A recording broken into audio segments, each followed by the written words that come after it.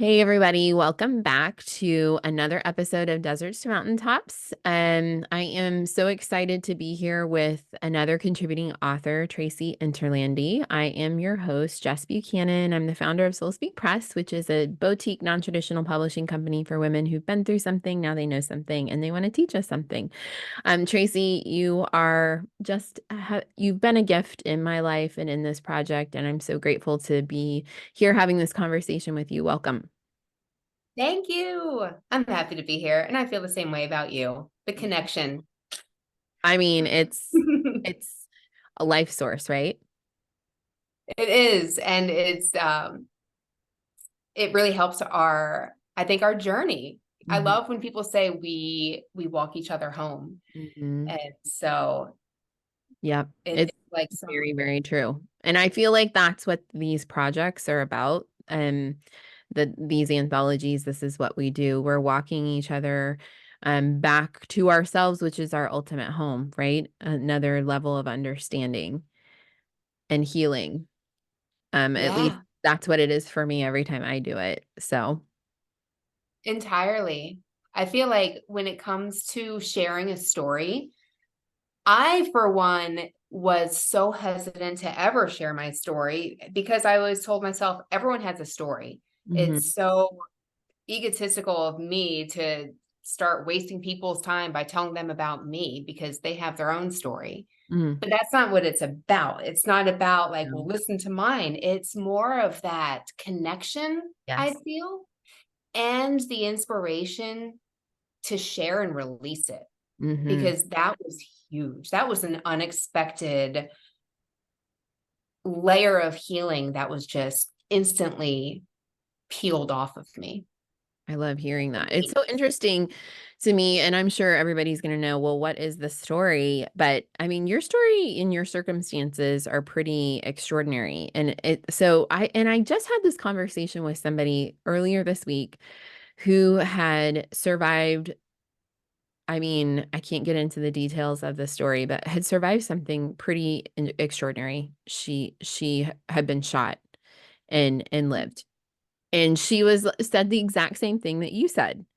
And I'm like, that blows my mind to What's think that that like? like the things that you have survived and you have overcome and the way you've like gone through your life um choosing to forgive, Mhm. that is not that is not a very common story. Yeah. And so I want to make space for that. And I just want to recognize and honor you and your Mhm. story and the courage that it has taken for you to share it more publicly. But why don't you tell us a little bit about your desert that you wrote about? Yes. Well, forgiveness is crucial. Hmm. And my particular story is that when I was fresh out of college, I was walking home, well, walking to my car in a dark parking lot, and I was attacked by 11 people with knives and bricks. And at that moment, when I was hit with the first brick, I immediately left my body. My energy left my body. I had an out of body experience near death. And that was beautiful, actually, which it took me to experience the writing and return to that moment to realize how beautiful and divine that experience was. Mm. Um, Anyhow, they did catch those 11 people weeks later, and the court cases were rather traumatic because, of course, leaving my body, I didn't know what happened. Yeah. So in the court cases, I was very shaken when I found out what was done to my lifeless body. And it shook me mostly because I had always identified who I am with my body. I Sure. grew up as a dancer, ballerina. So it was very difficult for me to know who I was because I went from being Tracy the dancer to the waitress who was attacked, Yeah. and my my sense of being to hear what they did with it, well, I didn't know what to do after, Mm-hmm. other than to try and disappear. So that's when disordered eating really, really, really truly took over my life. Mm-hmm. It was a very, very dark period, and I ended up being admitted into an eating disorder unit actually the day before the very last court trial. And after being in the eating disorder unit, I went back to life as I thought it should be. And I tucked that disordered eating and shame and fear and confusion and illusion and all of those heavy feelings Mm-hmm. away, Mm-hmm. and went on with my life. And it kept popping up in different ways, like it was shape shifting. It would Mm-hmm. just pop up, whether it was disordered eating or shame of that past of very heavy disordered eating. And then it was finally at a moment when my kids noticed that I wasn't eating my birthday cake, when I realized this has got to be released. And I think that was the key in speaking to myself, is it's not this has to stop. Right. It was more, this needs to be released. I Mm-hmm. need to understand this better and bid it farewell. And that's when the journey began of visiting my younger self all the way back to when I could remember, Mm-hmm. because I figured I haven't always been like this. What was it when I began to change my perspective of nourishment and my relationship with food? Mm-hmm. And I visited all of those points in my life from when I was a little kid, um, throughout adulthood. Mm-hmm. And by visiting those parts of me, my more mature, wiser self poured love into those younger forms of me Mm-hmm. and helped to heal and release. Wow. I think that's such beautiful imagery to Mm. take for me to apply to the way I think of this is like journeying out of the desert and climbing to the mountaintop, right? For me, my my journey out has been it looks different and I describe it differently in terms of like kind of clawing my way out. Like I feel like I've like clawed my way out. I'm parched. I'm dying of thirst. Like I mean, it's very ugly. And I think it's so true to your form of like your spirit and in the way you show up and to use this beautiful word for a process that can be so ugly and so hard, like just so hard and to reframe it and think about it as Yeah. releasing it instead of stopping it in its tracks, instead of putting your foot down, and so beautifully accurate. And Yeah. I'm like thinking about that is just like blowing my mind right now. Well, if I mean, to stop, or if we're clawing out, right? That makes me feel like I'm on the defense. I'm Yes. always looking around for it. When's it going to pop up? When's it going to be? No, no, Yeah. no. I'm going to understand it. I'm going to Uh-huh. understand where it came from, Yeah. why. I'm going to understand where I misunderstood. And I'm Mm. also going to understand how it may have helped me. In my experience, everything has always guided me Yes. either back onto the right path or to continue on my right path.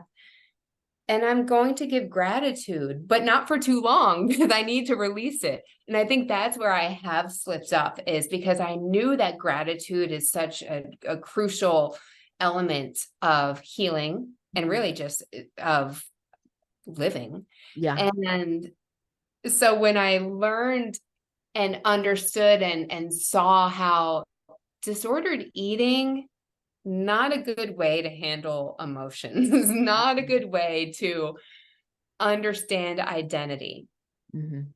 but to step back and say, okay, Tracy, you did what you could. That was hard. You Yeah. almost got murdered and then had Yeah. to listen to it.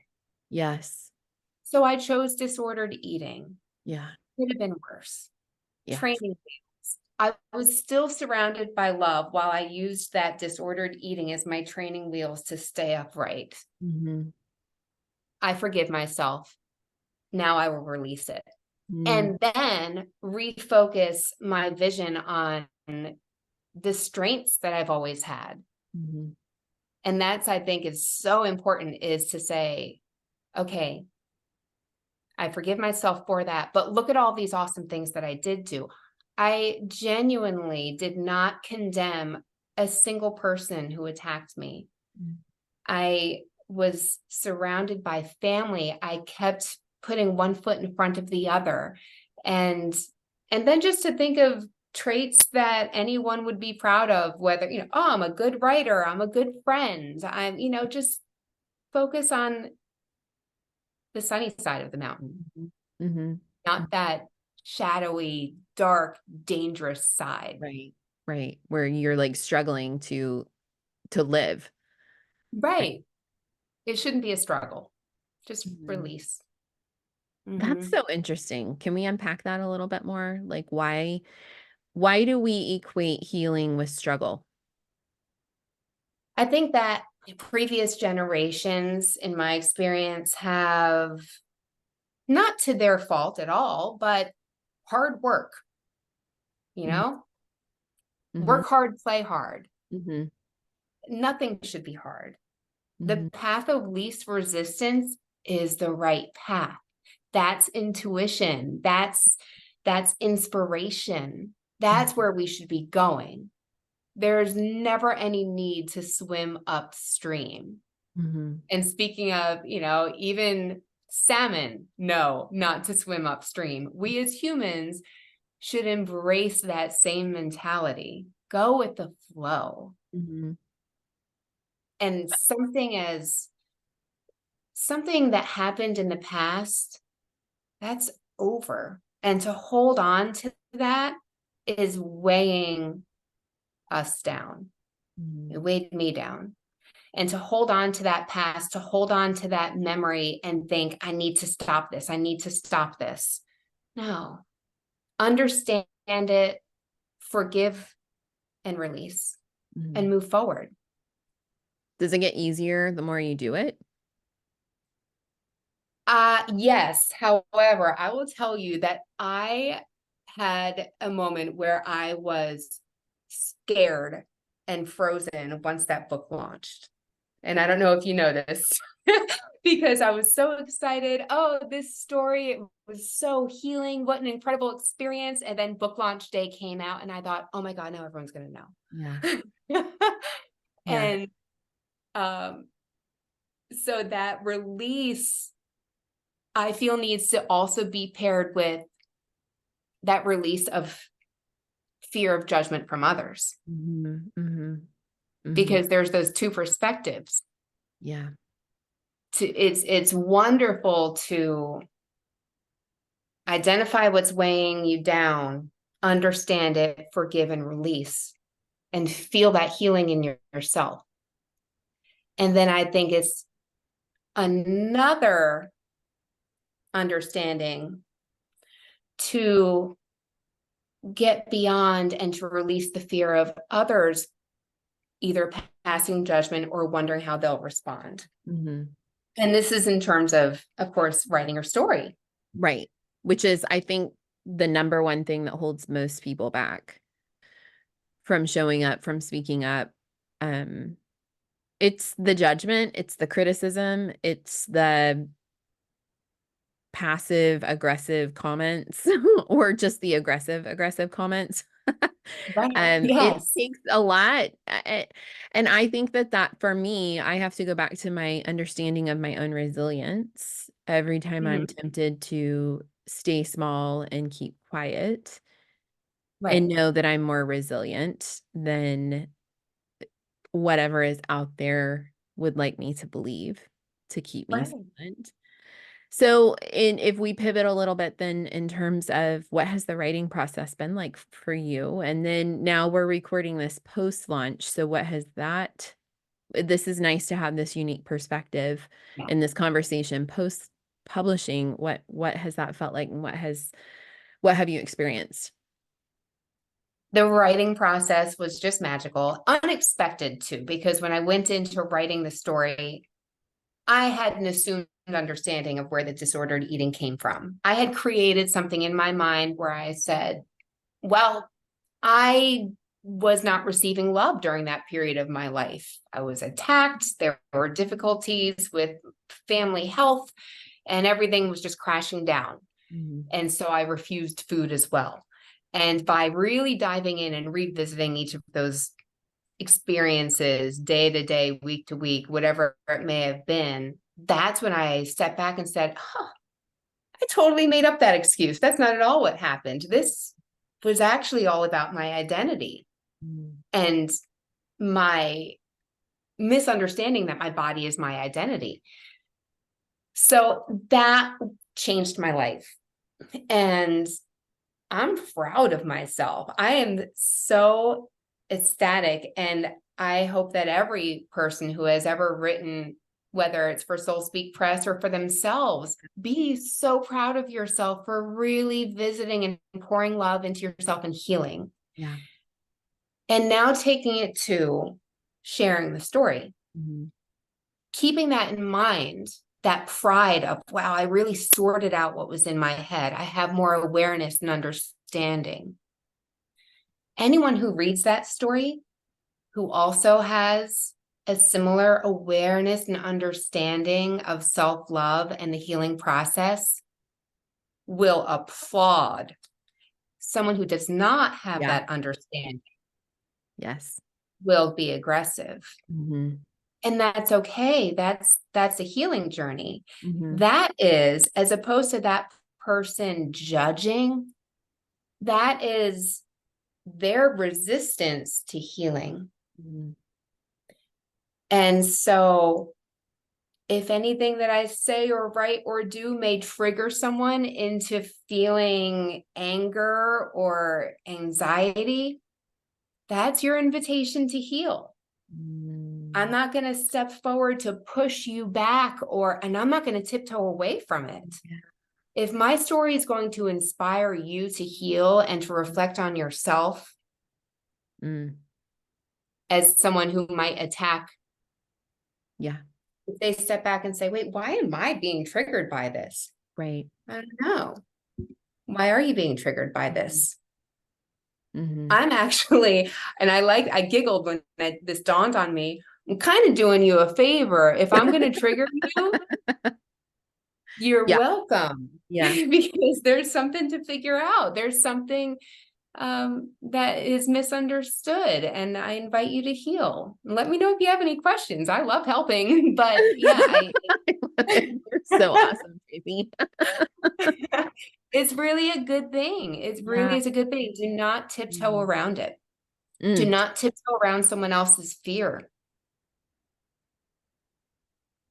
Yeah, I I mean, was, I kind of feel like I'm gonna like burst into tears right now because it's like, oh my God, it's so true. It really is true. Like you can, I'll use my I words here. I can think or reason when somebody has lashed out at me, which happens quite a lot because I'm very visible yeah. and very outspoken and very present on social media and on different platforms. And people are just downright nasty. And so Yeah. I oftentimes try very hard to reframe it from the perspective of, oh, they must be hurting. Hmm. But then to take it to the next level and look at that as me showing up and I don't get it right all the time. I screw up. I say the wrong thing. Somebody DM'd me this morning because I used the wrong hashtag that they found that triggering and offensive. And I said, okay, that's I will take that to heart. I'm not going to apologize because I don't think I did anything wrong or menacing to hurt you, but I'll consider that, and thanks for the feedback. But then to look at that as like their invitation to heal something is just like mind-boggling to me. Yeah. Yeah. Like, did I get that right? Am I understanding it correctly? Totally. That's totally it. You're kind of doing them a favor. I've had people do me a favor. There have been people that have triggered me anytime where, I get home from a day where I'm venting to my husband about something that was said or done. And then I stop and I'm like, wait, something's coming up for healing. Mhm. This isn't about that person. Why am I being triggered by this? Mm. Brand loves it. He's Mhm. like, oh, I feel a blog coming up because I love that. they're doing me a favor. Mhm. Yeah. So I like to hold on to this visual. Decades ago, I had this very lovely boyfriend, and about a year into dating, I said, let's go spend a few days at the beach. He's like, great. I said, yes, vacation. So I booked this oceanfront hotel, packed up. We get there, and he says, can't go to the beach. I am terrified of the ocean.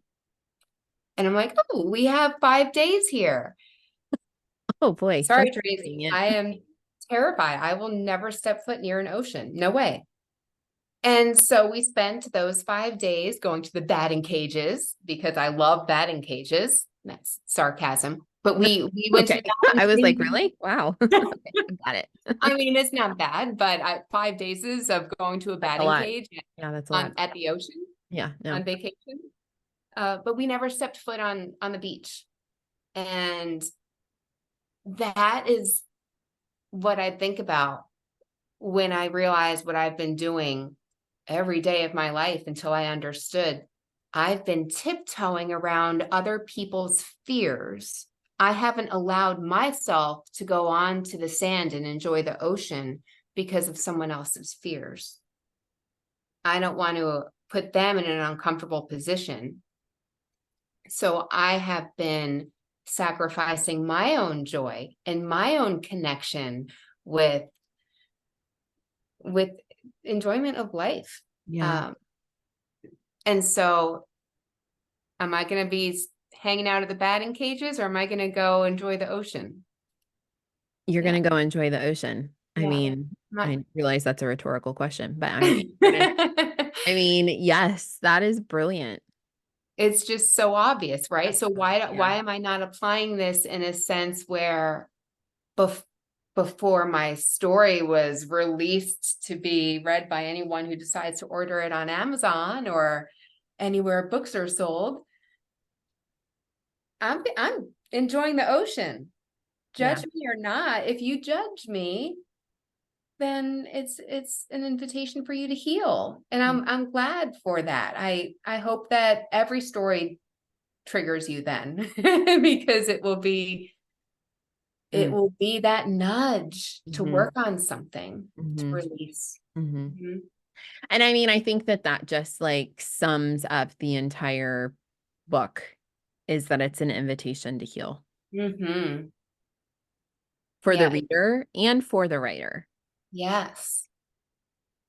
Because just like you said, every time we sit down and we go back to those places, we have to like really dig deep and really think through why it happened, how we reacted, and then write about it and how we were feeling and what we were feeling. And there has to be a level of healing Yeah. involved, right? That's what's so beautiful about this book and volume one is the story is the mountaintop. Mhm. I've read books in the past, especially when I was in those dark days of um I suppose they were biographies, but they were nonfiction books about other women who also had disordered eating. And Mhm. they were very dark and they were very descriptive, and it wasn't healthy for me to read. Mhm. And this book, volume 1 and volume 2, is about the healing and the love that is poured into our own selves and that view from the mountaintop. It's not that focus on the desert. It's what guided us up that mountain and how beautiful it is. Mhm. I love that so much. Yeah. Tracy, you're such a gift. Thank you so much You for are. Thank you. taking us for a walk on the beach this morning. Yeah. Put those baseball bats away, ladies and gentlemen. So, where can people connect with you? Oh, And what are you up to now? I'm enjoying the mountaintop. Mhm. I'm allowing myself to take that deep breath of mountain air. And my website is tracyinterlandi.com. So I am an influential storyteller.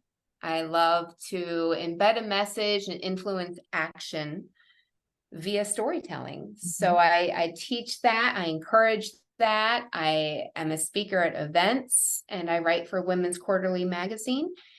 And also my my Instagram is tracy.interlandi. Great. Well, thank you so much. It's just been a pleasure. Always a pleasure on my end as well. Thank you, Jess.